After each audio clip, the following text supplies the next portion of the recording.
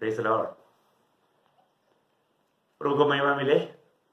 प्रभु का अनुग्रह से प्रभु ने और भी एक दिन हमारे आयु में दान दिया। प्रभु के सानिध्य में रहना कितना आनंद की बात है। प्रभु की वजह से बढ़कर के आनंद और कहीं नहीं।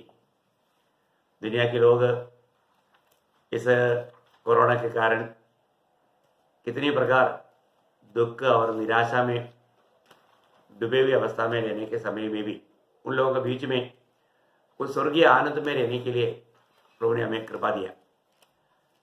प्रभु ने दुनिया से अपने लिए अलग किया। आज प्रभु का लोग कितना आदर्श बन करके उन लोगों के लिए एक प्रोत्साहन बन करके जीवन बिताने चाहिए। वही प्रभु का लक्ष्य है। प्रभु को बहुत धन्यवाद देता है। प्रभु ने इस महान कृपा हमारे ऊपर डाला। अब हमारे में मसीह जीवन अकेला चलने वाला जीवन नहीं, प्रभु के साथ जीने वाला जीवन है। प्रभु के साथ चलने वाला जीवन का हमारा जीवन है तो वो जीवन का महत्व क्या आपको मालूम है? जब आमोस तीसरा अध्याय का 30 वचन में तीसरा अध्याय का तीसरा वचन में आमोस तीसरा अध्याय उसका तीसरा वचन में लिखा है, यदि दो मनुष्य परस्पर सहमत न हो तो क्या वे एक संग चल सकेंगे? एक बड़ा सवाल है। अगर दो लोग अगर उसका यात्रा के लिए अगर सहमत नहीं है तो एक साथ चल पाएगा? मेरा लक्ष्य मुझे केरला में जाना है और आपका लक्ष्य जम्मू कश्मीर में जाना है, तो हम साथ में कैसे चलेगा? क्योंकि दोनों दो दिशा में हैं। अभी हमें महाराष्ट्र से मुझको जाना है केरला और आपका इच्छा है जम्मू कश्मीर, अपन साथ में कैसे चलेगा? नहीं चल पाएगा, क्योंकि हमारा दोनों का लक्ष्य अलग अलग है। प्रभु के संग चलना है तो हमें प्रभु के साथ हर बात में सहमत होना पड़ेगा। एक सच्चा मसीह जीवन एक सहमति का जीवन है। प्रभु का इच्छा को अपना इच्छा बना करके ही हम प्रभु के साथ चल पाएगा। आनोक 300 साल प्रभु के साथ चला है। मैं तो ये सोचता हूँ आनोक रोज वेट करता होगा प्रभु का पुकार सुनने के लिए। मॉर्निंग वॉक में जब प्रभु आता है तो हेलो आनोक चले, हाँ यस मैं रेडी, ऐसा बोल करके वो तैयार होकर के बैठता था और प्रभु के साथ चलते थे। इतना ही नहीं, प्रभु को प्रसन्न करके चला। प्रयोग आज इस प्रकार हमें भी प्रभु के साथ चलते हुए प्रभु को प्रसन्न करके प्रभु का महिमा करने के लिए प्रभु ने हमें सुंदर अवसर दिया है। इसलिए आज का दिन भी प्रभु ने हमें मौका दिया। हमें आज के दिन का भी आरंभ प्रभु के साथ चले, प्रभु में आरंभ करे और उसका अंत भी प्रभु में करे। कितना धन्यवाद है। हम लोग कितना हमारा भाग्यवान लोग हैं। हमें प्रभु की संगति में रहने का, प्रभु के साथ चलने का प्रभु ने अनुग्रह दिया। हर बात में जो प्रभु चाहता है, प्रभु तेरी इच्छा मेरी इच्छा है, ये हमें खाने में आना चाहिए। हमारा हृदय प्रभु के साथ एक बनकर रहना, प्रभु को महिमा देने के लिए हर पर तैयार रहना। आज बहुत लोग आपस में मिलने के टाइम पर प्रेस रोड रखाता है, बहुत मतलब खुशी दिखाता है, लेकिन दिल से है क्या? हमारे जीवन में हमें कितना एक दूसरे से मिला रहना, कैसा दिल से। और दिल से नहीं है तो वो भी एक मतलब खबरदा हो गया, सिर्फ एक मतलब दिखावा हो गया। प्रियो, हमेशा प्रभु के लोग हम एक दूसरे को सच्चा दिल से मिलना, भेंट करना। आपको याद होगा जब येहू एक बार रेगाव का पुत्र योनादाब को मिलने के समय में उनको खाने वाले एक शब्द बहुत महत्वपूर्ण शब्द है। दूसरी राजा में है, दूसरी राजा 10 अध्याय उसका 15 वचन में हम पढ़ता है। दूसरी राजा उसका 10 अध्याय का 15 वचन। जब वहां से चला तब रेकाब का पुत्र योनादाब सामने से आते हुए उसे मिला। उसका कुशल उसने पूछकर कहा, मेरा मन तो तेरे प्रति निष्कपट है। मेरा मन तेरे प्रति निष्कपट है। क्या तेरा मन भी तेरा मन भी ऐसा है? तेरा मन भी ऐसा है तो आगे योनादाब ने कहा, हाँ ऐसा ही है। फिर उसने कहा, ऐसा हो तो अपना हाथ मुझे दे। मुझे हाथ दे, तभी हाथ देना। कितना अनोखा बात है ना। हम लोग तो ऐसे ही हाथ रहता है, मन उसके साथ निष्कपट नहीं, पूरा दिल से उनको चाहता है नहीं, तभी भी हम हाथ मिला करके बहुत प्रेम दिखाता है। प्रियो, स्वर्ग देखता है हम एक सच्चा दिल से, है ना, पूरी दिल से हम एक दूसरे को प्रेम कर पाता है कि नहीं। और ऐसा नहीं है तो हमारा मसीह शिष्यत्व में कोई महत्व नहीं, मूल्य नहीं। तो बहुत बड़ी बात है। मसीह जीवन ये दिखावा का नहीं प्रियो, ये वास्तव में एक अनोखा अनुभव का, एक गवाही का, एक आदर्श का जीवन है। तो आज हमें भर कर देखना है। हम लोग जब भी आपस में मिलता है तो सच्चा दिल से मिल पाता है कि नहीं। हमारे दिल में किसी के प्रति कोई नफरत, कड़वाहट रह करके बाहर से हम प्रेम दिखाएगा, कितना दुखदायी बात है। या हमारे माला योनाद को बोलने वाला बात कितना श्रेष्ठ है। मेरा दिल तेरी और निष्कपट है। कोई भी प्रकार तेरी प्रति मेरे दिल में कोई भी मन प्रेम के अलावा कुछ भी नहीं। कितना अनोखा शब्द है। हमें भी मिलने के समय में अनेक लोगों को इस अनुभव में, यदि किसी ने कुछ किया है तो भी उनको दिल से माफ करते हुए उनको प्रेम करने वाला एक अनुभव चाहिए। प्रभु को बहुत धन्यवाद देता है। आज और एक बार प्रभु ने हमें ये सुंदर संधि दिया है। ऐसा हमें प्रभु में बढ़ने के लिए, खास करके इन दिनों में हम लोग मतलब मंडली क्या है उसका बारे में हम लोग ध्यान कर रहे हैं। उसमें हमने दो बातों को देखा। मंडली प्रभु यीशु मसीह का शरीर है करके हमने देखा। प्रियो, वो बात आपने समझ गया होगा। शरीर का दर्शन एक व्यक्ति को मंडली का या शरीर का दर्शन नहीं है, वो कभी भी एक विजयी जीवन नहीं बिता पाएगा। मैं आपको बार बार ये बात को बताना चाहूंगा। प्रियो, हम सब प्रभु का एकमात्र शरीर का अवयव है, अंग है। हम एक दूसरे के साथ कितना मेल मिलाव में, कितना अच्छा संगति में रहना चाहिए। परंतु विरोधी का लक्ष्य क्या है? कैसे भी कुछ ना कुछ फूट डाल करके हमारा संगति में वादा ला करके हम आपस में दूर हो जाए। ऐसा अवस्था मृत्यु की अवस्था है प्रियो, बहुत दुखदायक अवस्था है। तो इसलिए प्रभु के लोग, उद्धार पाए हुए लोग, ये भेद को जानना चाहिए, इस बात को समझना चाहिए, उस दर्शन को पाना चाहिए। वो दर्शन प्रेषित पौलुस ने पाया था। इसलिए हमने देखा कि मतलब प्रेषित पौलुस जब प्रभु का लोगों को सताया था तब उन्होंने जाना मैं प्रभु को सता रहा था। क्योंकि प्रभु का लोग बोलेगा तो मंडली, मंडली बोलेगा तो प्रभु का शरीर। इसके मतलब प्रभु के लोगों को सताने के मतलब में प्रभु को सताना है। वो बात का उनको प्रकाश मिला। प्रियो, ये प्रकाश हर एक पवित्र लोगों को मिलना चाहिए। ऐसे है तो हम कभी भी अपनी भाई बहनों के बारे में खिलाफ में कुछ बातें नहीं कहेगा। इसलिए मैं आशा करता हूँ आप लोग जरूर मतलब हमें एक दूसरे के साथ कितना मिला रहना चाहिए। दूसरा हमने देखा प्रभु का मतलब मंडली बोलेगा तो प्रभु का मंदिर है। प्रभु मंडली में रहता है। बहुत अनोखी बात है प्रियो, है ना। 2 या 3 जन जहां पर भी मेरे नाम से इकट्ठा होता है, प्रभु यीशु मसीह उसका बीच में है आएगा, ऐसे नहीं है वहां पर, है ना। बहुत अनोखा बात है। अभी आपको ये संदेश देने के समय में भी मैं प्रभु की उपस्थिति में होकर के आपको ये बातें दे रहा हूँ। बहुत बड़ी बात है।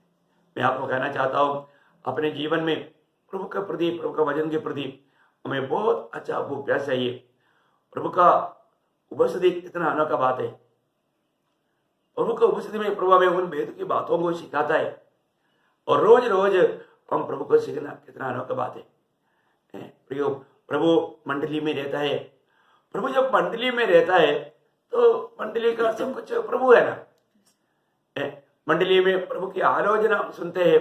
हम देखते हैं कि मंडली में आए हुए लोग प्रभु की आलोचना सुनने के समय में उनके जीवन को छू कर जब प्रभु बात करता है तो कई लोगों को बहुत गुस्सा हो जाता है, कई लोगों को बहुत नाराज हो जाता है, बहुत मानव प्रश्न में आ जाता है। प्रियो, अपने जीवन में मैं प्रभु की उपस्थिति में हूं, प्रभु के वचन सुन रहा है, ये वचन के अनुसार मेरे जीवन को मुझे बदलना है। यदि मेरा कुछ कमी घटी वो दिखाता है तो मुझे उसके मन फिरना चाहिए। ये निर्णय अगर हमारे जीवन में नहीं है तो कितना दुखदायी बात है। कई बार लोग प्रभु को उपस्थिति में आने के समय में, एकत्रित होने के समय में प्रभु की स्तुति, प्रभु की महिमा करते हुए, प्रभु का वचन सुनने के समय में ये प्रभु मेरे से बात कर रहा है, ये अनुभव में बहुत लोग नहीं रहता। आत्मा में रह करके प्रभु का वचन नहीं सुनता, इसमें बहुत तकलीफ होता है।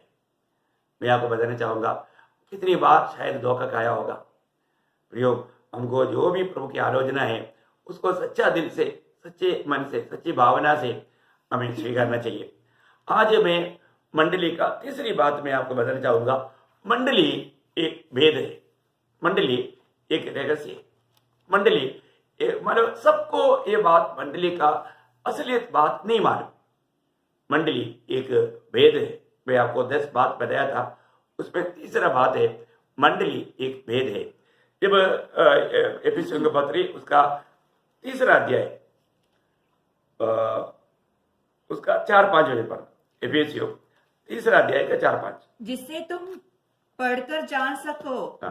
कि मसीह का वो भेद मसीह का वो भेद, मसीह का भेद है मंडली, मसीह का वो भेद कहाँ तक समझता हूँ, जो अन्य समय में मनुष्य की संतानों को ऐसे नहीं बताया गया था, जैसा कि आत्मा के द्वारा अब उसके पवित्र प्रेरितों और भविष्य वक्ताओं पर प्रकट किया गया है। देखिए, यहाँ पर प्रेरित पौलुस मंडली के बारे में बोलता है कि वो भेद, ये रहस्य, मतलब मैं आपको बताया था कि मतलब पुराना नियम में मंडली के बात बिल्कुल प्रकाशित नहीं किया गया था, और जब सबसे पहले प्रभु यीशु मसीह ने मंडली के बारे में जो बोला वो मत्ती 16 अध्याय का 18 वचन में है, वो हमने पढ़ा था। तो मैं आपको बताना चाहूंगा, प्रभु बोलता है कि मैं मेरा मंडली बनाऊंगा, भविष्य काल में होने वाला बात है ना। तो मंडली एक बहुत बड़ा भेद है। उस भेद को आपको मालूम है, बाइबल में 2 बड़ा भेदों के बारे में बोलता है। ऐसा करीब मतलब 21 भेद की बात के रूप में बाइबल में भेद करके लिखा है करके मैंने देखा। तो इसमें 2 बात बहुत बड़ा भेद है। वो मतलब उसमें एक बड़ा भेद मतलब मंडली के बारे में जो बोलता है, पहला तिमोथी उसका 3 अध्याय का 16 वचन,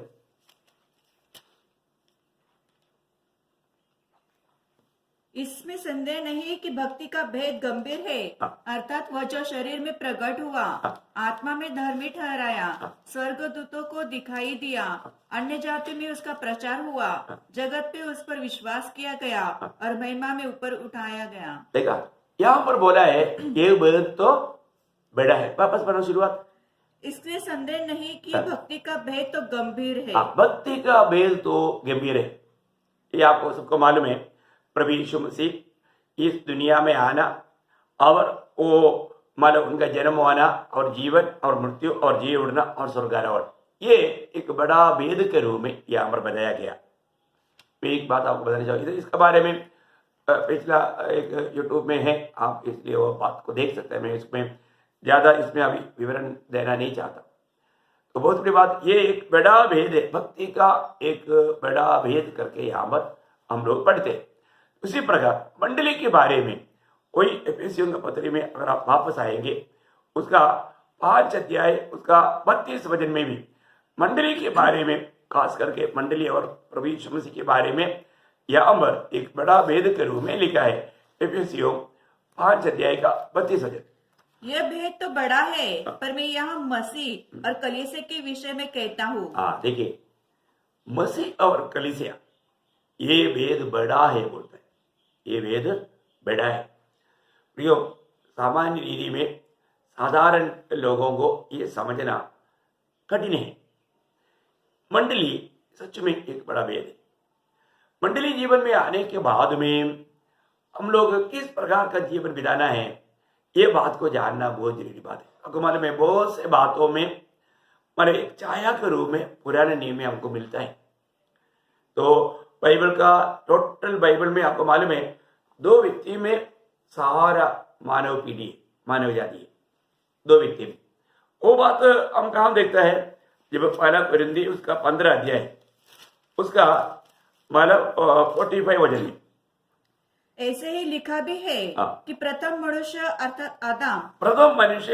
अर्थात आदम जीवित प्राणी बना और अंतिम आदम, देखो, प्रथम आदम और अंतिम आदम, ये किसके बारे में लिखा बोला है?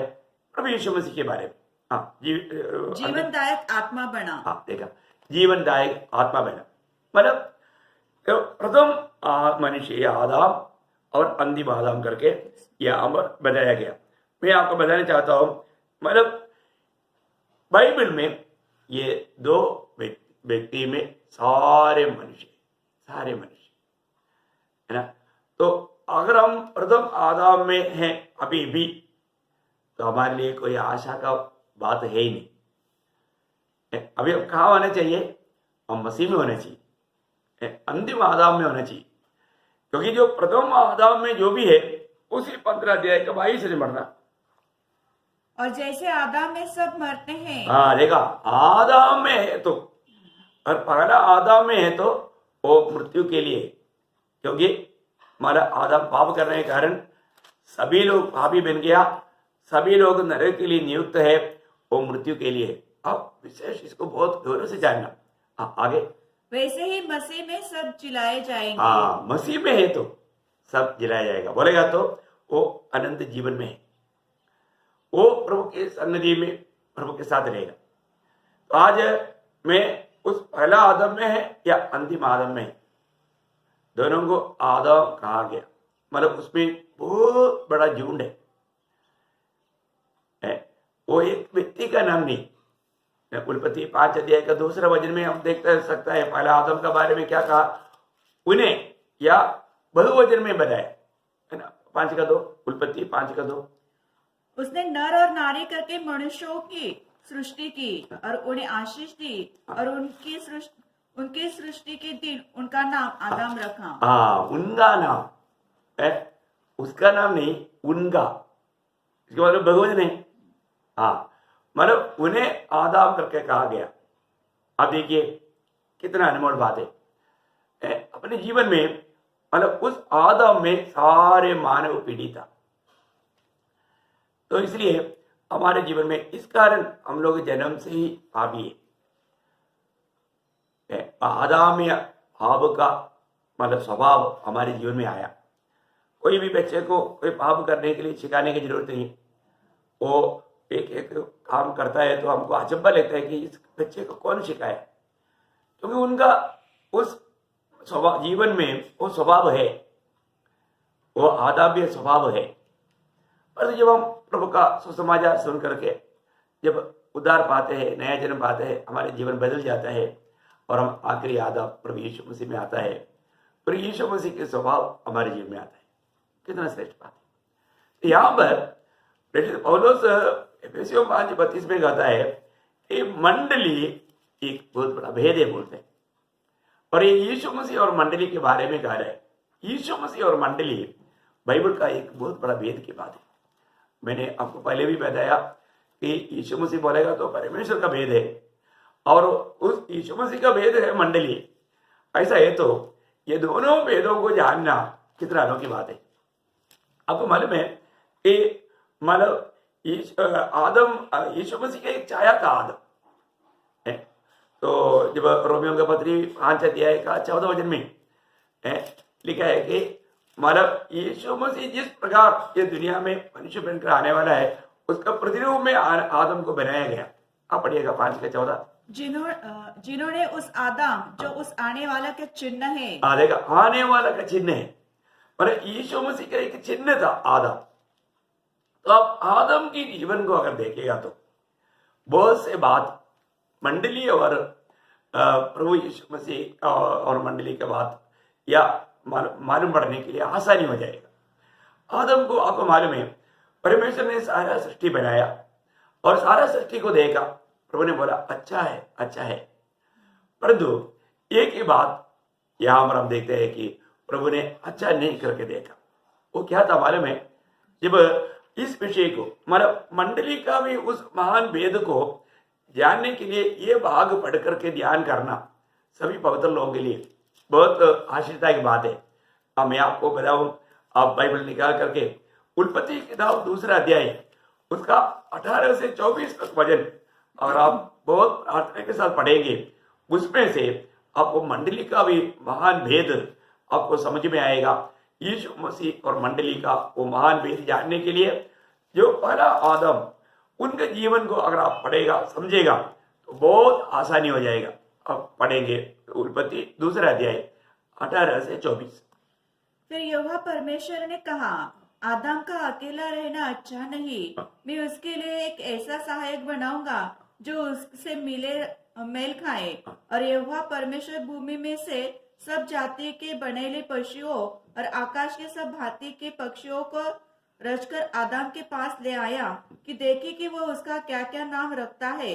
और जिस जिस जीवित प्राणी का जो नाम आदम ने रखा वही उसका नाम हो गया। अतः आदम ने सब जाति के घरेलू पक्षियों और आकाश के पक्षियों और सब जाति के बनेले पशुओं के नाम रखे, परंतु आदम के लिए रुक कर पढ़ना। परंतु आदम के लिए कोई ऐसा सहायक न मिला, कोई ऐसा सहायक नहीं मिला जो उसे मेल खा सके, उससे मेल खा सके। देखिए, आदम के लिए ऐसा कोई, इन सारी सृष्टि में आदम के लिए ऐसा कोई सहायक नहीं मिला जो उससे मेल खा सके। उसका 18 वचन में प्रभु ने क्या बोला, वापस एक बार। फिर यहोवा परमेश्वर ने कहा, आदम अकेला रहना अच्छा नहीं। देखा, आदम अकेला रहना अच्छा नहीं। प्रियो, आदम को ऐसा अकेला रहना अच्छा नहीं। उनके लिए एक ठीक सहायक चाहिए था। तो सारे सृष्टि को प्रभु ने आदम के सामने लाया और आदम ने उनको सबको जो नाम दिया वो नाम आज तक है। अब देखिए, परंतु उनमें से कोई भी सृष्टि आदम के लिए एक ठीक सहयोगी नहीं मिला, है ना। आखिर में क्या बोला था आदम के लिए, उसमें से एक भी परंतु आदम के लिए कोई भी ऐसा सहायक न मिला परंतु आदम के लिए ऐसा कोई भी सहायक नहीं मिला जो उसे मेल खा सके, उसे मेल खा सके। अब देखिए, उससे मेल खाने लायक एक भी सहायक नहीं मिला। अब वो अकेला रहना अच्छा भी नहीं। तो प्रभु ने क्या किया, ये बात ध्यान से सुनिए। तब यहोवा परमेश्वर ने आदम को भारी नींद में डाल दिया और जब वह सो गया तब उसकी एक फसली निकाल कर देखो, सबसे पहले एनेस्थीसिया किसने किया, प्रभु ने किया। आदम को मालूम नहीं, उसका शरीर में एक बड़ा ऑपरेशन हुआ है। प्रभु ने क्या किया, उसकी जगह मांस से भर दिया। थोड़ा सा एक हड्डी निकाला, उधर से पढ़ो ना। उसकी एक फसली निकाल कर उसकी जगह मांस से भर दिया। फसली निकाला। देखो, उस गाढ़ा निद्रा ला करके फसली निकाला। अभी आपको मालूम है, ऑपरेशन करने का भी थियोरी बाइबल से मिला। बहुत बड़ी बात है। इस प्रकार मतलब उसका फसली निकाल करके मांस उसमें मतलब करके फिर प्रभु ने क्या किया, और यहोवा परमेश्वर ने उस फसली को जो उसमें आदम में से निकाली थी स्त्री बना दिया और उसको आदम के पास ले आया। देखिए, स्त्री बना करके वो स्त्री को आदम के पास लेकर आया। तब आदम ने कहा, अब यह मेरी हड्डियों में की हड्डी और मेरे मांस में का मांस है, इसलिए इनका नाम नारी होगा, क्योंकि वह नर में से निकाली गई है। इस कारण पुरुष अपने माता पिता को छोड़कर अपने पत्नी से मिला रहेगा और वे एक तन बने रहेंगे। कितना बड़ी बात है ना। देखिए, सबसे दुनिया का मतलब सबसे बड़ा संबंध पति पत्नी का संबंध है। बहुत बड़ी बात है। मैं आपको बताना चाहूंगा कि मानो प्रभु का कार्य यहाँ पर एक बहुत बड़ा वेद के रूप में बताया गया, मंडली और यीशु मसीह। क्योंकि मंडली कैसे आया, मंडली हमारा प्रभु यीशु मसीह की सूली की मृत्यु के द्वारा बाहर आया हुआ एक मतलब उत्पन्न है। बहुत बड़ी बात है। पिता ने यीशु मसीह को कालवरी में एक गाढ़ा निद्रा ला करके उस निद्रा से लाया हुआ बात है मंडली। इसलिए हमको ये बात को जानना है कि अभी आदम के लिए क्यों ना प्रभु ने और एक व्यक्ति को मिट्टी से बनाया। और मिट्टी से बनाएगा तो उसको आदम के साथ का संबंध नहीं रहेगा, वो सेपरेट रहेगा। तो प्रभु ने ऐसा नहीं किया।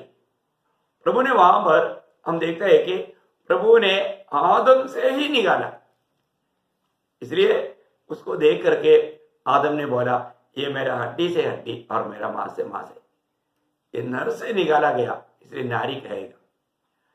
जो भी आदम हवा में है वो सब आदम का है।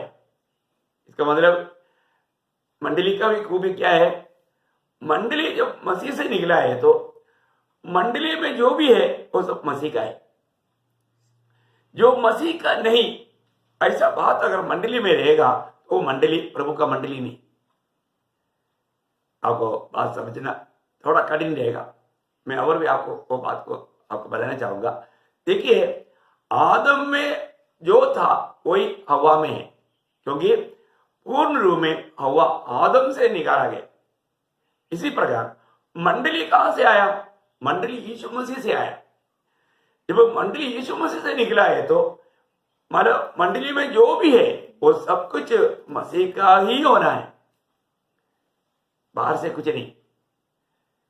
और ये बात को भी अगर आप समझ पाएगा, बहुत गंभीर बात है, बहुत बड़ी बात है। अगर हम वो बात को भी नहीं जानेगा तो एक सच्चा मंडली जीवन में हम लोग हर सकता है। प्रियो, आज हमें जीवन में हमेशा ये बात को परखना है, मेरे जीवन में जो मसीह का नहीं ऐसा कोई बात मेरे जीवन में है क्या। मेरे जीवन की स्वभाव में, मेरे जीवन के स्वभाव में जो मसीह में है वही बात मुझ में भी दिखना चाहिए। वो है सच्चा मंडली। आप मानव प्रभु का मंडली का एक सदस्य होकर के जीवन बिताने वाले व्यक्ति है, और आप देखिएगा अपने जीवन में जो प्रभु यीशु मसीह का जो स्वभाव में नहीं, ऐसा कोई भी बात मेरे जीवन में है तो हमारा काम है उस दूर करना, उसको निकालना, उसको उधार डालना, क्योंकि वो मसीह का योग्य नहीं। तो प्रभु के साथ का संगति में रहकर प्रभु में जैसे जैसे हम बढ़ते जाएगा और प्रभु के निकट जितना जाएगा उतना अधिक हमारे जीवन में जो मसीह के नहीं वो सारे बात हमको दिखाई देगा। तो हमारा काम है तुरंत वो बात को दूर करना, उसको निकालना, उसको उधार डालना। ये प्रयोग बार बार हम कोलोसियों के पत्री 3 अध्याय में देखता है। मैं आपको बताना चाहूंगा कि अपने जीवन में हम कहां तक हमारा कुछ बातों को छोड़ देता है और उधार डालते हैं, निकाल देता है, दूर करते हैं, ये हमें परखना है। जैसे जैसे वचन का प्रकाश हमारे जीवन में आते रहेगा वैसा वैसा मानव हमारे जीवन का कमी घटी वो वचन के सामने प्रभु प्रकाशित करेगा, तो उसको दूर करना हमारे कर्तव्य है। इसलिए एक सच्चा मंडली जीवन में आया हुआ व्यक्ति को ये बात को जानना है कि मैं मसीह से निकला गया है, प्रभु यीशु मसीह की बातों को छोड़कर मेरे जीवन में कोई बात है तो मुझे दूर करना चाहिए। आज जो भी हमें दिखना है वो मसीह का गुण दिखना है।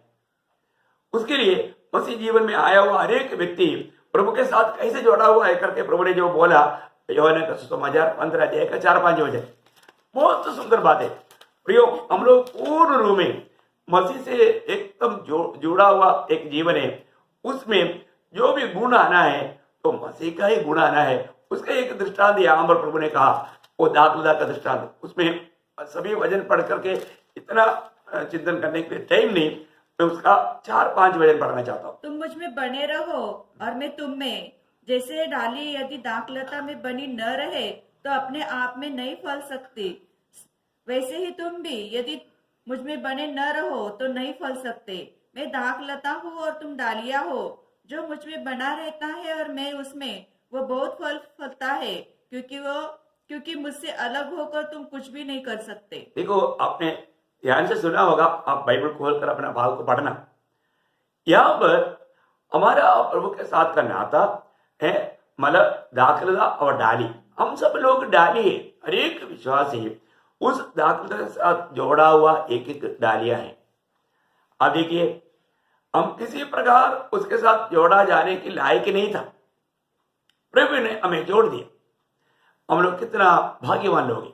जो भी व्यक्ति प्रभु के साथ जोड़ा हुआ जीवन बिताता है, वास्तव में वो कितना धन्य व्यक्ति है। बहुत अनोखा बात है। जिसका भी प्रभु के साथ नाता जुड़ गया वो वास्तव में बहुत भाग्यवान है, बहुत आनंदित व्यक्ति है। यह अनुग्रह प्रभु की ओर से हमें मिला है। प्रभु का चुनौती, प्रभु का बुलाहट, ये हमारे प्रति बहुत मूल्यवान बात है। इसके बारे में प्रेरित पौलुस रोमियो का पत्र में बहुत अच्छा विवरण देता है। आप बड़ा ध्यान से पढ़िएगा। उसका 11 अध्याय, उसका 16 से 22 वचन पढ़ना। जब रोमियो 11 अध्याय 16 से 22। जब भेंट का पहला पेड़ा पवित्र ठहराया, जो पूरा गूंदा हुआ आटा भी पवित्र है, और जब पवित्र ठहरे हुई तो डालियां भी ऐसी ही हुए। पर यदि कुछ डालियां तोड़ दी गई और तू जंगली जैतून होकर उनमें साटा गया। देखो हमको हमारा अवस्था क्या था, हम जंगली जैतून थे। देखिए कोई भी प्रकार का अच्छा फल हमारे में नहीं थे, उसमें से एकदम खराब फल ही आते थे। हम जंगली थे। प्रभु ने क्या कर दिया, और जैतून की जड़ की चिकनाई का भाग हुआ है, जो डालियों पर घमंड न करना, और यदि तू घमंड करे तो जान रख कि तू जड़ को नहीं परंतु जड़ तुझे संभालती है। फिर तू कहेगा, डालियां इसलिए तोड़ी गई कि मैं साटा जाऊं। ठीक है, वे तो अवश्य है कि अविश्वासी के कारण तोड़ी गई। देखिए यहाँ पर विषय क्या है कि यहूदी लोग प्रभु को नहीं स्वीकारा, प्रभु पर विश्वास नहीं किया, इसलिए वो लोग तोड़ा गया, और उस जगह में अन्य जाति के लोग होते हुए प्रभु ने हमको साटा गया। बहुत गंभीर है। आगे पढ़िए। परंतु तू विश्वास से बना रहता है, इसलिए अभिमानी न हो परंतु भय मान, क्योंकि जब परमेश्वर ने स्वाभाविक डालिया को न छोड़ा तो तुझे भी न छोड़ेगा। इसलिए परमेश्वर की कृपा और कड़ाई को देख, जो गिर गए उन पर कड़ाई परंतु तुझ पर कृपा, यदि तू उसमें बना रहे, नहीं तो तू भी काट डाला जाएगा। देखा, मानो एक सत्य चेतावनी है। प्रयोग हम लोग कोई भी व्यक्ति आज प्रभु में है तो ये हमारा कोई खूबी के कारण नहीं, हम बहुत अच्छा थे, धार्मिक थे, इसलिए नहीं। प्रभु की कृपा दृष्टि हम पर हुआ, प्रभु का अनुग्रह से हमारा उद्धार हुआ, हमें प्रभु के साथ जोड़ा गया। ऐसा होने के बावजूद भी अगर हम घमंड करें, ये मेरा कुछ मानो अच्छाई के कारण ये काम हुआ करके ऐसा करेगा, तो प्रयोग को गिरने के लिए ज्यादा देर नहीं लगता। तो सबसे बड़ी बात है कि हमें मिला हुआ यह अनुग्रह, आज प्रभु ने अपने साथ हमको साटा गया है। जिसका भी उद्धार हुआ, जिसका भी नया जन्म हुआ, वो व्यक्ति प्रभु के साथ साटा गया। मैं आपको बताना चाहूंगा ये कितना बड़ा अनुग्रह की बात है। एक मसीह व्यक्ति का कैसा ये संबंध आया, ये बात को मैं थोड़ा विवरण करना चाहता हूं। उसके लिए ये जो बात है आप बहुत ध्यान से सुनना। हम लोग एकदम जंगली थी, हम प्रभु से दूर थे, प्रभु को नहीं जानते थे, लेकिन प्रभु ने क्या किया, प्रभु ने अपने संदेश हमारे पास भेजा। कौन सा संदेश? अनुग्रह का सुसमाचार। अनुग्रह का सुसमाचार। अब देखिए गलातियों का पत्री, उसकी पहला अध्याय, उसका 6 वचन पढ़ना। गलातियों पहला अध्याय का 6 वचन। मुझे आश्चर्य होता है कि जिसने तुम्हें मसीह के अनुग्रह में बुलाया, उसने तुम इतनी जल्दी फिर कर और प्रकार के सुसमाचार की ओर झुकने लगे। देखिए अनुग्रह के सुसमाचार के द्वारा तुमको बुलाहट मिला। बहुत गंभीर बात है, हम इस बात को जानना। प्रभु के अनुग्रह के द्वारा, अनुग्रह के सुसमाचार के द्वारा बुलाया गया। पर तो गलाती विश्वासी लोग क्या किया, और भी सुसमाचार में बहकने लगा है। पर तो हमको ये बात को जानना है, हमें जो मिला हुआ उद्धार का कारण अनुग्रह का सुसमाचार है। ये सुसमाचार हम पर आया तो हमें अनुग्रह मिला। इसलिए आपको याद होगा प्रेरित पौलुस प्रेरितों काम उसका 20 अध्याय का 24 वचन में इसका महत्व जान करके ये सुसमाचार सुनाने में अपनी प्राण को भी अप्रिय जाना। देखिए बहुत गंभीर बात है। प्रेरितों काम 20 अध्याय का 24 वचन।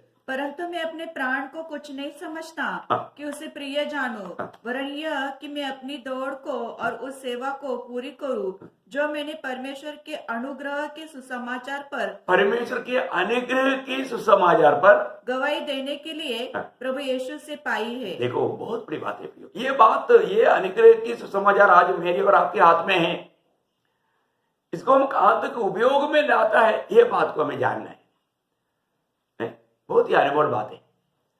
आज इस अनुग्रह के सुसमाचार लोगों को देना मेरी और आपका काम है। हम जो आज सुनाता है ये प्रभु का अनुग्रह के सुसमाचार है। अनुग्रह के द्वारा कोई बात एफेसियन 2 अध्याय का 8 वचन में हम देखता है, मतलब हमारा उद्धार कैसे हुआ? क्योंकि विश्वास के द्वारा अनुग्रह से तुम्हारा उद्धार हुआ है। देखा, अनुग्रह ही से तुम्हारा उद्धार हुआ। इस अनुग्रह के सुसमाचार तुम पर आया, उस सुसमाचार पर विश्वास करने के लिए प्रभु ने कृपा दिया। विश्वास भी कहां से होता है? विश्वास प्रभु का वचन सुनने से, मसीह के वचन के द्वारा। आप रोमियो 14 अध्याय का 17 वचन में पढ़ता है। मैं आपको बताना चाहूंगा प्रियो, इस विश्वास आने के लिए प्रभु के संदेश प्रभु ने हमारे पास भेजा, अनुग्रह की सुसमाचार। हमारे ऊपर अनुग्रह हुआ, अनुग्रह हुआ तो हमारा उद्धार हुआ। क्या प्रभु की योजना है? आप देखिए, नंबर 1 बात, इस सुसमाचार के द्वारा अनुग्रह पाया वो लोग प्रभु के साथ मिल गया। प्रभु के साथ मिल गया। हमें प्रभु के साथ मिलाने वाला बात कोई चिन्ह चमत्कार नहीं और कोई ज्ञान की बात नहीं, ये अनुग्रह का सुसमाचार है। अनुग्रह का सुसमाचार हमारे जीवन में कार्य किया। प्रभु ने हमारे पास एक सुसमाचार भेजा। और दूसरी बात मैं आपको बताना चाहूंगा कि मतलब हमें जो भी जब संदेश भी देना है, प्रभु की संगति में रह करके, प्रभु से पा करके प्रभु की प्रकाश देना चाहिए। ये एक मसीह जीवन का एक खूबी है ना। जब वही गलातियों 1 अध्याय का 12 वचन, वही गलातियों का पत्री 18 नहीं, अभी उसमें से ज्यादा वचन पड़ेगा। ओके, क्योंकि वह मुझे मनुष्य की ओर से नहीं पहुंचा और न मुझे सिखाया गया, पर यीशु मसीह के प्रकाशन से मिला। यीशु मसीह की प्रकाशन से मुझको मिला। इसका मतलब क्या है कि अब कोई भी व्यक्ति जब प्रभु का संदेश देता है, वो कैसे देना चाहिए? प्रभु यीशु मसीह से उस प्रकाश पा करके करना चाहिए। प्रभु यीशु मसीह से पा करके देना चाहिए। उस यीशु मसीह दिया हुआ उस प्रकाशन की बात हमें बांटना चाहिए। प्रभु यीशु मसीह के अनुग्रह का सुसमाचार प्रभु ने हमारे पास पहुंचाया, तब हम प्रभु में नया जन्म पाया, उद्धार पाया। तो फिर अभी हमारा काम, हम आगे को भी उसी प्रभु के साथ संबंध में रहकर प्रभु से प्रकाशन पा करके हरेक काम करना। मसीह जीवन का एक सच्चा मसीह जीवन का एक खूबी हो।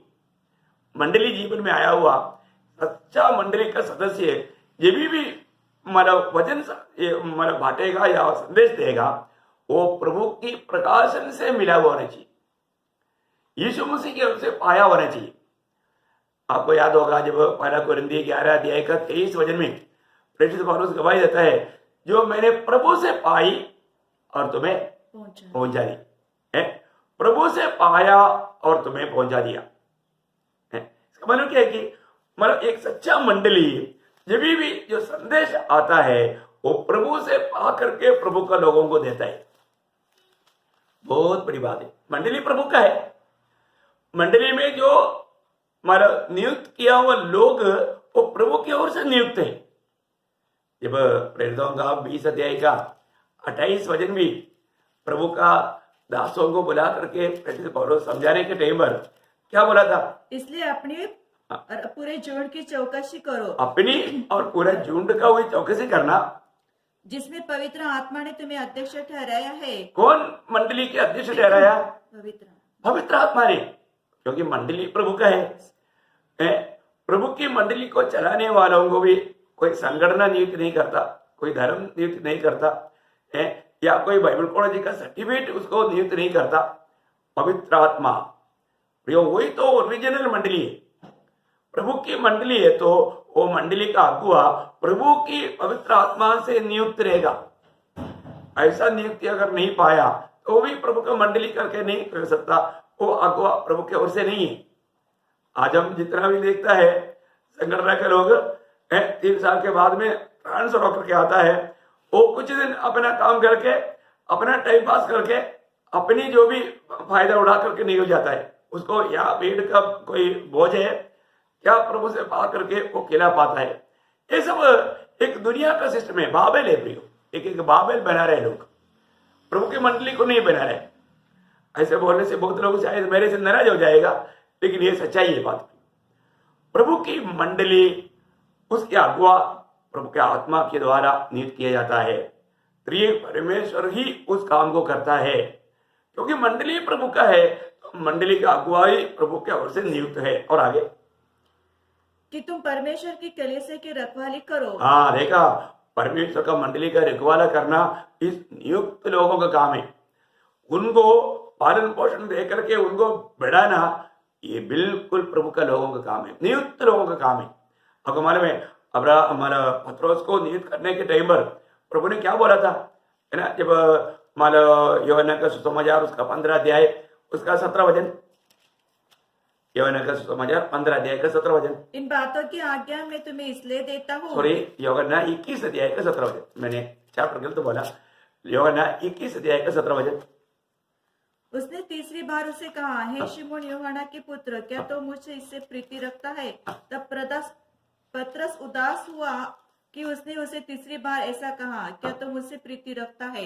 और उसने उसे कहा, हे प्रभु, तू तो सब कुछ जानता है, तू यह भी जानता है कि मैं तुझसे प्रीति रखता हूँ। यीशु ने उसको कहा, मेरी भेड़ों को चरा। हाँ, मेरी भेड़ों को चराओ, है, मेरी भेड़ों को चराओ, मतलब उनको सही रीति में चराना। मैं एक बात आपको बताना चाहूंगा, अपने जीवन में प्रभु लोगों को नियुक्त करता है। प्रभु की नियुक्ति पाया हुआ लोगों के द्वारा चराया जाने वाला झुंड है प्रभु का मंडली। इसमें मतलब उसका आप 16 वचन के आखिरी वाक्य पढ़ना, मेरी भेड़ों की रखवाली कर। हाँ, मेरे भेड़ों को रखवाला करना है, मतलब बहुत बड़ी बात है। मैं आपको बताना चाहूंगा, मतलब उसका मतलब 15 वचन की आखिरी पढ़ना, मेरे मेमनों को चरा। हाँ, मेरे मेमने को चरा है, मेरा मेमने का रखवाला कर। देखिए बहुत बड़ी बात है। मैं आपको बताना चाहूंगा कि मतलब प्रभु के लोगों को चरा करके सही चराई में चराते हुए उनको खिला पिला करके प्रभु में बढ़ाना, प्रभु में सिद्ध करना, ये पवित्र लोगों का काम है। प्रेरित पौलुस प्रभु की ओर से नियुक्त था, इसलिए वो कोलोसियों का पत्री पहला अध्याय का 28-29 वचन, कोलोसियों का पत्री उसका पहला अध्याय का 28-29 वचन में बहुत एक अच्छा गवाही का शब्द वो बोलता है, जिसका प्रचार करके हम हर एक मनुष्य को चेतावनी देते हैं और सारे ज्ञान से हर एक मनुष्य को सिखाते हैं कि हम हर एक व्यक्ति को मसीह में सिद्ध करके उपस्थित करें। देखो, हाँ, प्रभु ने दिया हुआ हर एक पवित्र लोगों को सिद्ध करके प्रभु को मसीह में खड़ा करने के लिए प्रेरित पौलुस क्या किया है, उसके आगे भी पढ़िएगा। इसके लिए मैं उनकी उस शक्ति के अनुसार जो मुझ में सामर्थ के साथ प्रभाव डालती है, तन मन लगाकर परिश्रम भी करता हूँ। देखा, तन मन लगा करके परिश्रम भी करता हूँ, कितना बड़ी बात है प्रियो। हर एक लोगों को दिल से मैं आपको बताना चाहूंगा कि मंडली के लिए जो भी संदेश प्रभु से पा करके लोगों को देता है। पिछले दिन में मतलब मैंने बताया कि बहुत लोग हैं जो कि संदेश पूरा नहीं सुनते, इस कारण होगा इसके बाद में देखने वालों की संख्या और भी कम हो गई, व्यू और भी कम हो गया, क्योंकि वो लोगों ने मतलब वो कपड़ता को छोड़ दिया, इसलिए देखना ही छोड़ दिया। कितना दुख भरा बात है प्रियो। क्या हम प्रभु का वचन से दूर जाना चाहिए? प्रभु की वचन आप तक पहुंचाने के लिए प्रभु के दास लोग कितना परिश्रम करते हैं, आप लोगों को मालूम नहीं। तभी भी लोग इस बातों को तुच्छ कर देते हैं। आपको जो भी बात सच्चाई आप धोखा ना खाने के लिए आपको बताया जाता है। उस समय में हमें कितना भूख और प्यास के साथ प्रभु के संदेश को सुनना चाहिए। मंडली जीवन को जानना प्रियो जरूर, और आप सच्चा उपदेश को नहीं जाना तो जिंदगी कितना धोखा खाएगा, बहुत दुखदायक बात है। लोगों में मन फिरावट नहीं, रोज मन फिरने का अनुभव चाहिए। आप आज का संदेश सुनने से पहले कल का संदेश कितने लोगों ने सुना? दिल से आप अपने आप को पूछो। और वो पूरा आपने वचन सुना है क्या? प्रभु के प्रति, प्रभु का वचन के प्रति लोगों का भूख प्यास मिटते जा रहा है। प्रियो, हम लोग एकदम आखिरी समय में प्रभु को जो हमें बताना है वो बात अगर हम सुनने के लिए तैयार नहीं तो प्रभु का दिल को कितना दुख रहेगा। हम हर एक लोग ये वचन पा करके सिद्ध बनना है। उस वचन के अनुसार हमें कार्य करना है। हमने वचन सुना और उसको अगर दिल में नहीं लाया, जीवन में नहीं लाया, नहीं माना, तो बहुत बड़ा धोखा की बात है। धोखा ना खाओ प्रियो। हर एक दिन आने वाला संदेश आपको मसीह में सिद्धता को और बढ़ाने के लिए आप बहुत उत्साह से सुनिएगा और एक दूसरे को प्रोत्साहन करें, क्योंकि आज सच्चा वचन का भूख प्यास लोगों में खत्म होता जा रहा है। लोग दुनिया की बातों के पीछे भाग रहे हैं। इसलिए आखिरी समय में बहुत प्रकार लोग ठोकर खाएगा, धोखा खाएगा, विरोधी धोखा खिलाएगा। यहाँ पर हम देखते हैं कि मसीह के साथ का संबंध है, मतलब एक अनुग्रह के सुसमाचार के द्वारा ये आरंभ हुआ, हमारा नया जन्म हुआ। इसके बाद में प्रभु से पाया हुआ उस क्रूस के द्वारा प्रभु का महान प्रेम पाया हुआ लोग प्रभु से प्रकाश पा करके प्रभु का लोगों को देने वाला अनुभव है। तीसरी बात हम देखते हैं कि मतलब हमारे जीवन में हमेशा हमारे हृदय में प्रभु यीशु मसीह का वो क्रूस का प्रेम, वो चित्र बना रहना चाहिए। गलातियों का पत्री उसका 3 अध्याय उसका 12 वचन पढ़ो। हे निर्बुद्धि गलतियों, किसने तुम्हें मोह लिया है?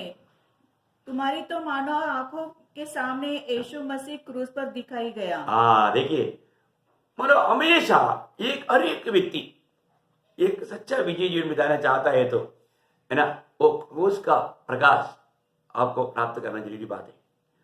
मेरे लिए मेरा प्रभु यीशु मसीह क्या बना है? वो क्रूस पर वो कौन है?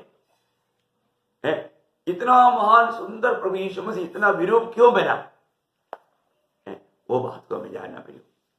क्रूस हमारे सामने इतना अच्छी रीति में चित्र किया है कि मतलब हमारा पाप का भयानकता कितना भयंकर था। प्रियो, दुनिया में सिर्फ हमारा दुनिया की बातों की ओर खींच करके प्रभु से दूर करने वाला सुसमाचार के पीछे भाग करके उस विशाल मार्ग में चलने के लिए हमें प्रोत्साहन देने वाला बहुत लोग मिलेगा, लेकिन वो सकरा मार्ग, जीवन का मार्ग दिखाने वाला बहुत कम मिलेगा। हमें अपने आप को भी इनकार करके क्रूस लेकर के चलने वाला बात हमें बजाने वाला बहुत कम मिलेगा। प्रियो, प्रभु को पाया हुआ हर एक लोगों के अंदर हृदय में ये चित्र हमेशा बना रहना चाहिए। सुबह उठते ही उस क्रूस को याद करना चाहिए। मैं हमेशा बहुत लोगों को बोलने वाली एक बात है, आप प्रभु यीशु मसीह की हमारे प्रति जो क्रूस का जो प्रेम है, प्रभु ने हमें प्रेम प्रदर्शित किया हुआ प्रदर्शनशाला है क्रूस। उस क्रूस को ध्यान करेगा तो फिर हमारा दिल दुनिया में नहीं भागेगा, हम अपनी इच्छा में नहीं भाग सकता। वो क्रूस का प्रेम हमको विवेश करना। यीशु मसीह मेरे लिए क्रूस पर लटकाया गया, उसने मेरे लिए वो श्रापित मृत्यु सहा, मुझे भयंकर नरक की आग से बचाने के लिए, उस भयंकर पाप की मजदूरी मृत्यु से छुड़ाने के लिए प्रभु यीशु मसीह मेरे लिए मृत्यु सहा, मेरे लिए इतना विरोध बना। यहां पर हमारा सोने का मुकुट पहनना चाहिए, वहां पर कील का मुकुट पहना है ना। प्रभु यीशु मसीह के हमारे सिर से लेकर के खून बह रहा है। आप देखिए प्रियो, वो कौन है? 3 किलो में इस प्रकार अर्थ होकर के पड़ा है। वो मेरे लिए, मुझे प्रेम करके, मुझे बचाने के लिए मेरा उस मृत्यु को अपने ऊपर लिया हुआ प्रभु यीशु मसीह, उस क्रूस को याद करना प्रियो। प्रभु के साथ हम जोड़ा जाने के लिए प्रभु मेरे लिए क्रूस पर मरा, उसका उस प्रेम विवेश करना, हमको आगे वो प्रेम हमको ले चलना। इसलिए 2 कोरिन्थियों 5:14 में लिखा है कि मसीह की प्रेम हमको विवेश करता है। विवेश करना प्रियो, मसीह की उस कालवरी सूली का वो प्रेम हमको विवेश करना। आगे मुझे प्रभु को जीना है, मैं नहीं जीऊंगा, प्रभु को जीना है।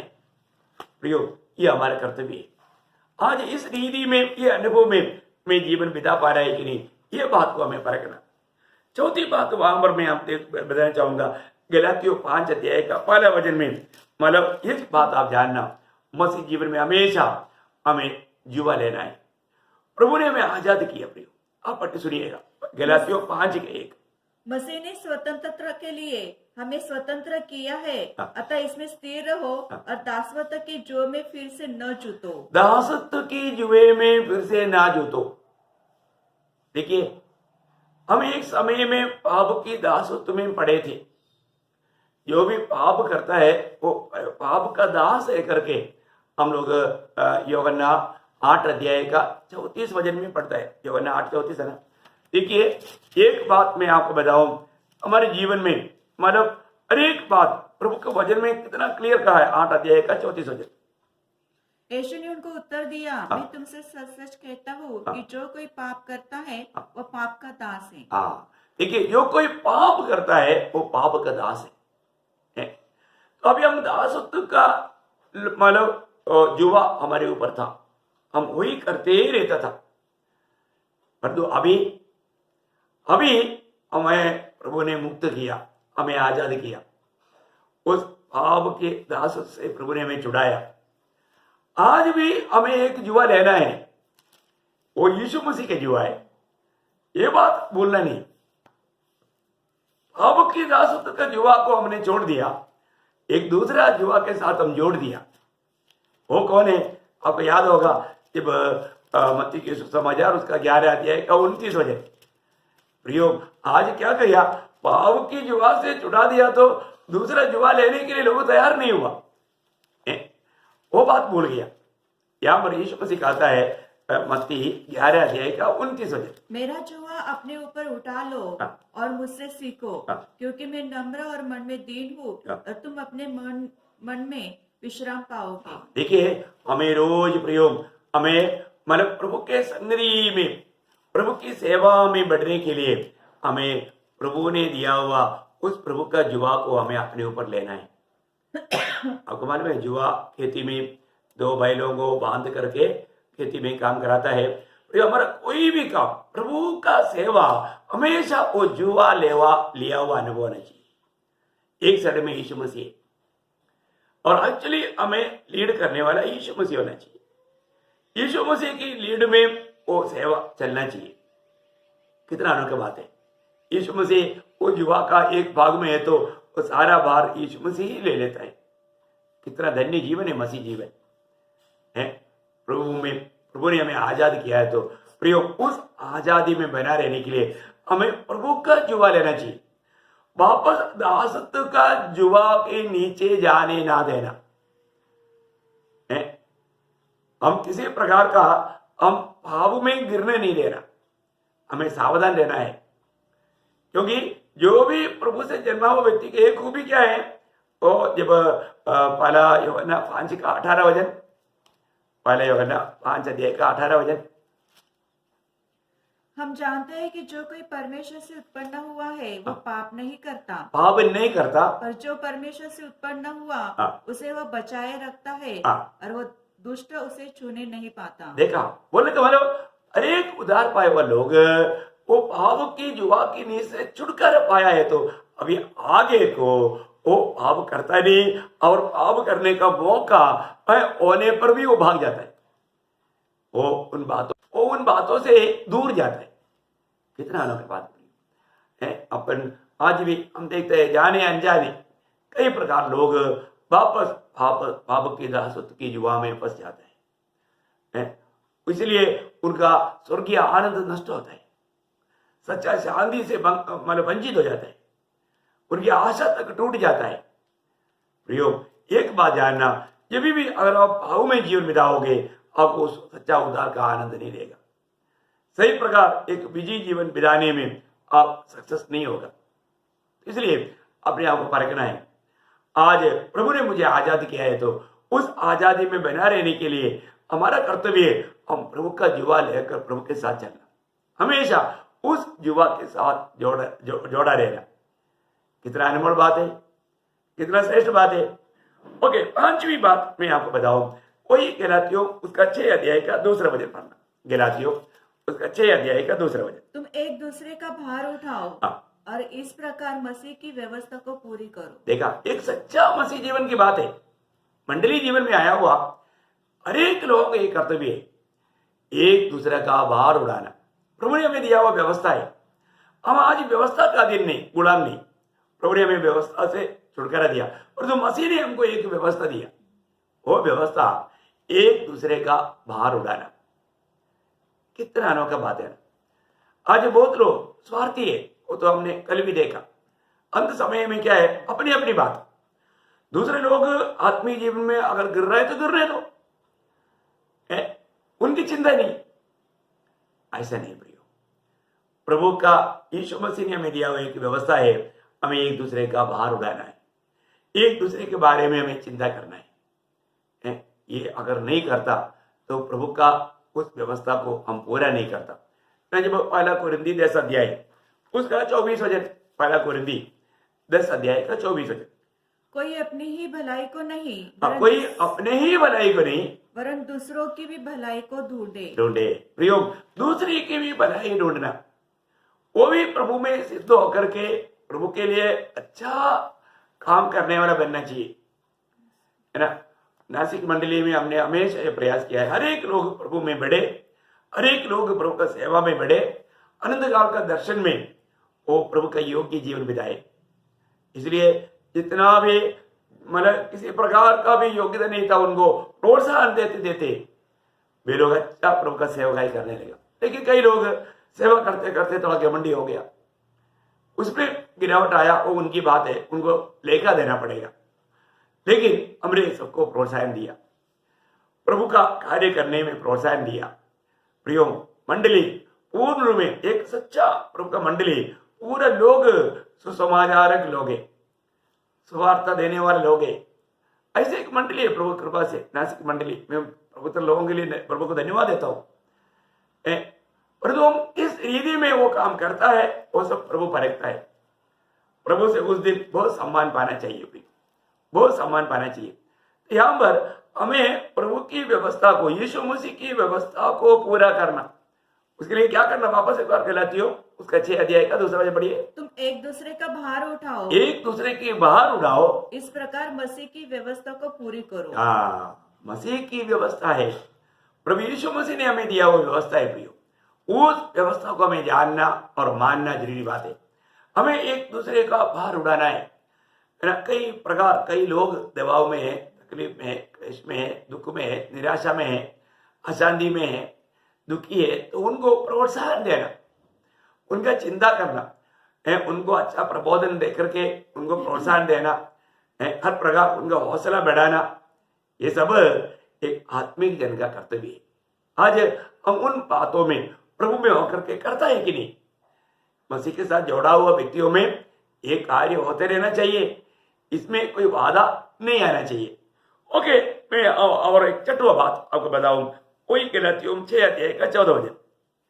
पर ऐसा न हो कि मैं अन्य किसी बात का घमंड करूं, केवल हमारे प्रभु यीशु मसीह की क्रूस का, जिसने उसके द्वारा संसार मेरी दृष्टि में और मैं संसार की दृष्टि में क्रूस पर चढ़ाया गया हो। बोलने का अर्थ क्या है, प्रभु यीशु मसीह की क्रूस के साथ अपन भी जोड़ा जाने वाला अनुभव में जीवन बिताना बहुत बड़ी बात है। मैं उसके साथ क्रूस पर चढ़ाया गया हूं, मैं क्रूस पर प्रशंसा करता हूं। ओह, कितना अनोखी बात है। दुनिया की रीति में बहुत बातों में प्रशंसा करने के लिए पौलुस के जीवन में है, पर उन्होंने वो सब कूड़ा कचरा जान लिया, क्योंकि मसीह की ज्ञान की उत्पत्ति के कारण। प्रियो, आज एक ही बात का उसको प्रशंसा है, मैं क्रूस का प्रशंसा करता हूं, ये दुनिया के कोई बातों का प्रशंसा नहीं करता। प्रियो, इस प्रकार क्रूस होने वाला अनुभव अनेक पवित्र लोगों को चाहिए। हर रोज इस क्रूस होने वाला अनुभव में हमें जीवन बिताना जरूरी बात है। हमें अपने आप को कहां पर देखना चाहिए, वही अध्याय में, वही गलातियों 2:20 में पौलुस क्या बोलता, गलातियों 2:20, मैं मसीह के साथ क्रूस पर चढ़ाया गया हूँ। देखा है, पौलुस कहता है मैं मसीह के साथ क्रूस पर चढ़ाया गया हूं, मैं मसीह के साथ क्रूस पर चढ़ाया गया। प्रियो, हम अपने बारे में ऐसा गवाही दे पाएंगे, मैं मसीह के साथ क्रूस पर चढ़ाया गया। अब मैं नहीं, अब मैं जीवित न रहा, अभी मैं जीवित नहीं रहा, पर मसीह मुझ में जीवित है। मसीह मुझ में जीना। प्रियो, जिसको इस क्रूस का दर्शन है वो व्यक्ति हमेशा ये बात को अपने जीवन के द्वारा प्रकट कर सकता है, मैं नहीं, मसीह मुझ में जीवित है। क्या प्रियो, आज कौन जीवित है? यीशु मसीह हमारे में जीवित है। प्रभु यीशु मसीह के साथ क्रूस पर चढ़ाया हुआ अनुभव हमारा है। हम रोज ये बात का गवाही दे पाएंगे, अभी मैं नहीं, मसीह मुझ में जीवित है। आज जो भी मेरा काम है वो मसीह का काम है। एक बार शायद बचपन नहीं क्या लगता है कि वो एक ट्रेन यात्रा में, हमको मालूम है नौजवान लोग क्या करता, जब लॉन्ग सफर है तो वो लोग जवान लोग मिलकर के ताश खेलते हैं। तो वॉचमैन जी को भी बोला कि चलो भाई आप बैठो, हम मिलकर के ताश खेलेंगे। तो उन्होंने उनको बोला मैंने मेरे हाथ नहीं लाया है। उनको एकदम अजंबा लगा है। वो लोग हंसी मजाक उड़ाते हुए बोला हाथ नहीं लाया, ये हाथ नहीं है क्या? हाँ, ये हाथ यीशु मसीह का है। प्रेज़ द लॉर्ड, ये हाथ प्रभु यीशु मसीह का है। देखो कितना अनोखी बात है भाई। आज हमारा हर एक अंग प्रभु यीशु मसीह का है। प्रभु की महिमा के लिए, प्रभु के प्रेम में विवेश होकर के हमें जीवन बिताना। वही बात गलातियों 2:20 में प्रेरित पौलुस कहता है, मैं मसीह के साथ सूली पर चढ़ाया गया, अभी जो भी मेरे पास है वो मेरा नहीं है, मसीह का है। उस वचन को पूरा पढ़ना।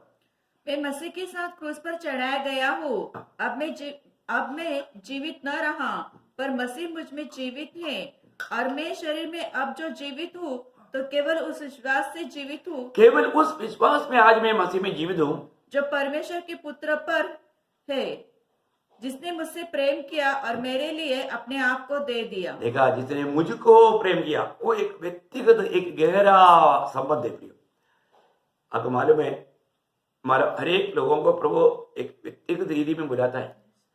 व्यक्तिगत रीति में हम प्रभु के साथ कैसे नाता जोड़ा है। मुझे प्रेम करके मेरे लिए अपने आप को दिया हुआ प्रभु यीशु मसीह। देखो कितना अनमोल बात है, कितना अनमोल बात है। मुझको प्रेम करके मेरे लिए अपने आप को दिया हुआ यीशु मसीह, ये बहुत अनोखी बात है प्रियो। हम क्रूस में प्रभु के साथ एक बन गया।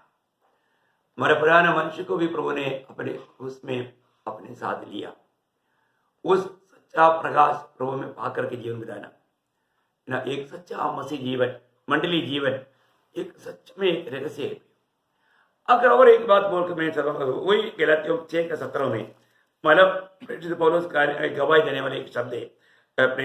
गलातियों 6:17 आगे का कोई मुझे दुख न दे, क्योंकि मैं यीशु को दागों को अपने देह में लिए फिरता हूँ। यीशु की दागों को अपने देह में लिए फिरता हूँ। यीशु की दागों को, है ना, प्रभु यीशु मसीह की छाप उन पर है, उसकी दाग उन पर है। अभी आपको मालूम है यहाँ पर बोला हुआ बात, एक प्रकार प्रेरित पौलुस ने प्रभु यीशु मसीह के लिए इतना मार खाया, इतना सताया गया। आपको सबको मालूम है प्रभु का दास इतना भयंकर सतावट में होकर के मसीह जीवन बिताया, बहुत कष्ट में क्लेश में होकर के जीवन बिताया। जल्दी एक बार पढ़ेंगे 2 कोरिन्थी उसका 11 अध्याय का 23 से 28 पढ़ना जल्दी। 2 कोरिन्थी 11 अध्याय का 23 से 28। वो प्रभु का दास का जीवन का प्रयोग, कितनी शरीर में ऐसा कोई भाग नहीं है जहां पर प्रभु यीशु मसीह के लिए उनका शरीर को मारा गाव नहीं मिला, या चोट नहीं पहुंचा, या ताड़ना नहीं मिला। आप ये सुनिए कैसा कैसा कष्ट सहा। क्या वे ही मसीह के सेवक है?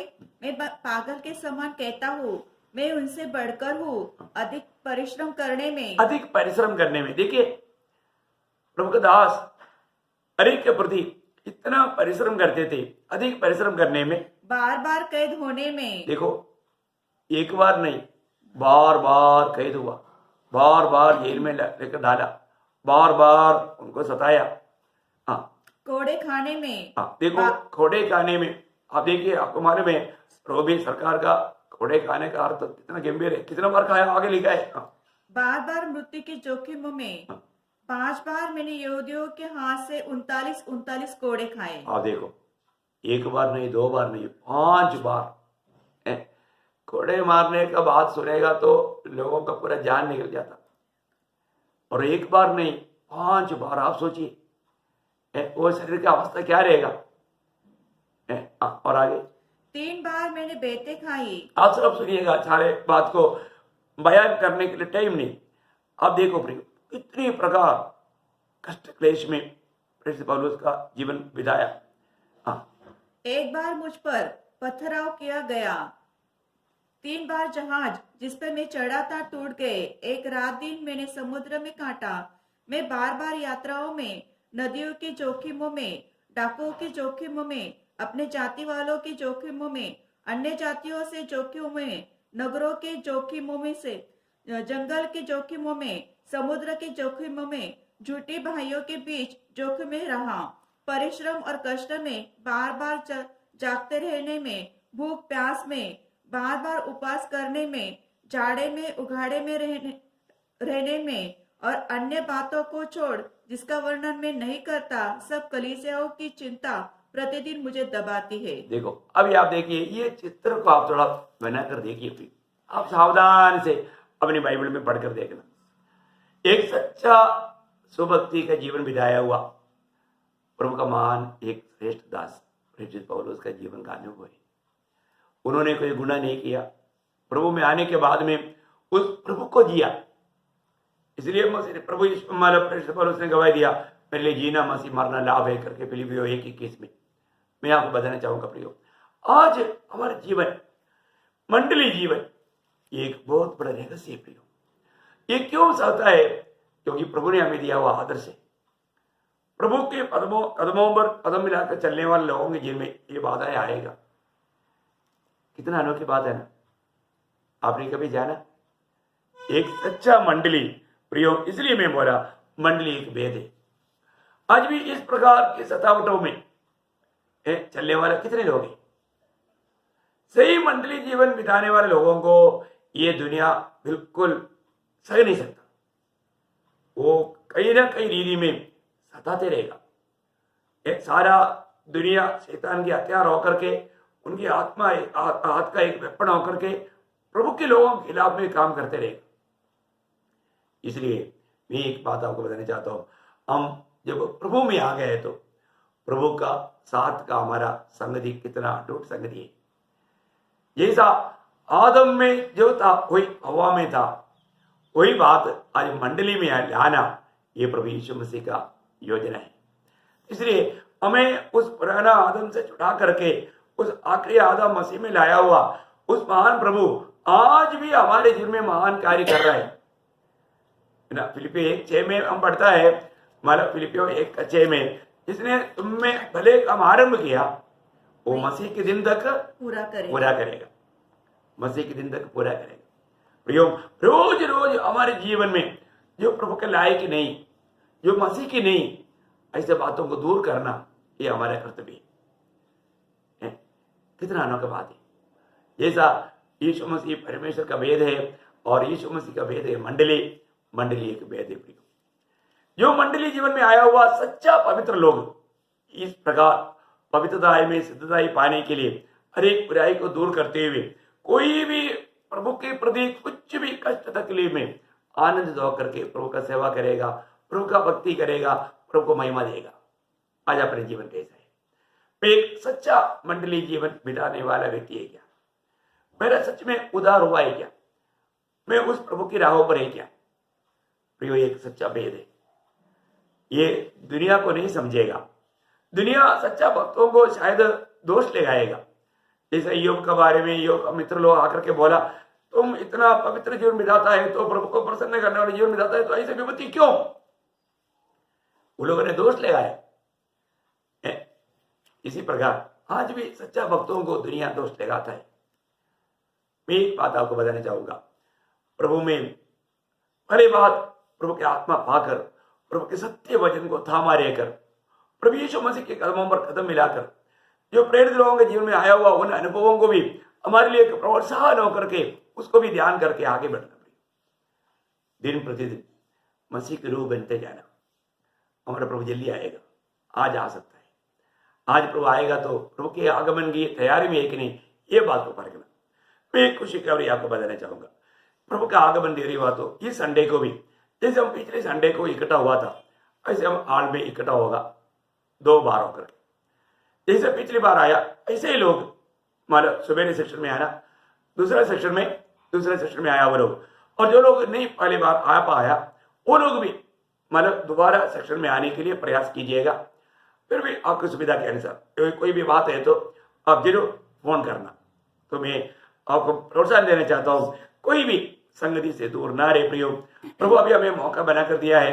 अभी प्रभु का अनुग्रह से महाराष्ट्र में भी कोरोना का संख्या कम होते जा रहा है, इसलिए अपन पूरा प्रिकॉशंस लेते हुए सब लोगों को दिया हुआ इंस्ट्रक्शन के अनुसार सब लोग मास्क पान करके उस प्रिकॉशन से पूरा डिसिप्लिन पूरा लेना, तो आपको मतलब प्रभु बहुत आशीष दे। प्रभु का आगमन की तैयारी में रहने में ये वचनों के द्वारा प्रभु आपको सहायता करे। प्रभु का अनुग्रह आप सबके साथ हो। आमीन।